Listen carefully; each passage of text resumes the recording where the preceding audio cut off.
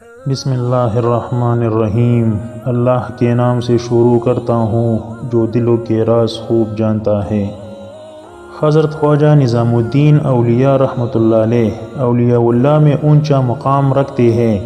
ان کے زمانے میں ایک بڑے عالم اور فقیہ اور مفتی مولانا حکیم ضیاء الدین صاحب بھی موجود تھے۔ حضرت خواجہ نظام الدین اولیاء بحیثیت صوفی کے مشہور تھے اور یہ بڑے عالم مفتی اور فقیہ کی حیثیت سے مشہور تھے۔ حضرت خواجہ نظام الدین رحمۃ اللہ علیہ سماع کو جائز کہتے تھے۔ بہت سے صوفیہ کے یہاں سماع کا رواج تھا۔ سماع کا مطلب ہے کہ موسیقی کے آلات کے بغیر حمد و نعت وغیرہ کے مضامین کے اشعار ترنم یا بغیر ترنم کے محض خوش آواز سے کسی کا پڑھنا اور دوسروں کا اسے خوش عقیدگی اور محبت سے سننا۔ بعض صوفیہ اس کی اجازت دیتے تھے اور بعض فقہا اور مفتی حضرات اس سماع کو بھی جائز کہتے نہیں بلکہ بدعت قرار دیتے تھے۔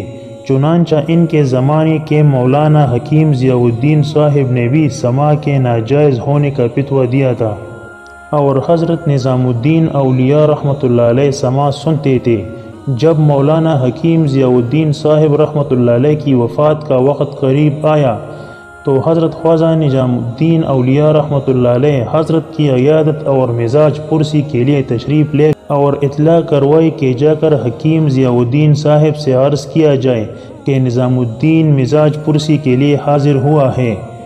اندر سے حکیم ضیاء الدین صاحب نے جواب دیا کہ ان کو باہر روک دے، میں کسی بدعتی کی صورت دیکھنا نہیں چاہتا۔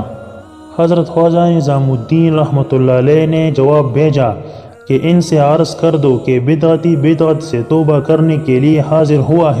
اسی وقت مولانا حکیم ضیاء الدین رحمۃ اللہ علیہ نے اپنی پگڑی بھیجی کہ اسے بچھا کر خواجہ صاحب اس کے اوپر قدم رکھتے ہوئے آئے اور جوتے سے قدم رکھے، ننگے پاؤں نہ آئے۔ خواجہ صاحب نے پگڑی کو اٹھا کر سر پر رکھا اور کہا کہ یہ میرے لیے دستار فضیلت شان سے تشریف لے گئے، آ کر مصافحہ کیا اور بیٹھ گئے اور حکیم ضیاء الدین رحمۃ اللہ علیہ کی طرف متوجہ رہے۔ پھر خواجہ صاحب کی موجودگی میں حکیم ضیاء الدین کی وفات کا وقت آ گیا۔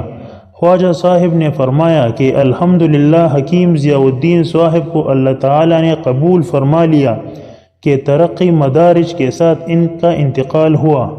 محترم ناظرین، ویڈیو پسند آنے کی صورت میں چینل کو ضرور سبسکرائب کریں اور ثواب کی نیت سے آگے شیئر کریں۔ اللہ ہم سب کا حامی اور ناصر ہو، آمین۔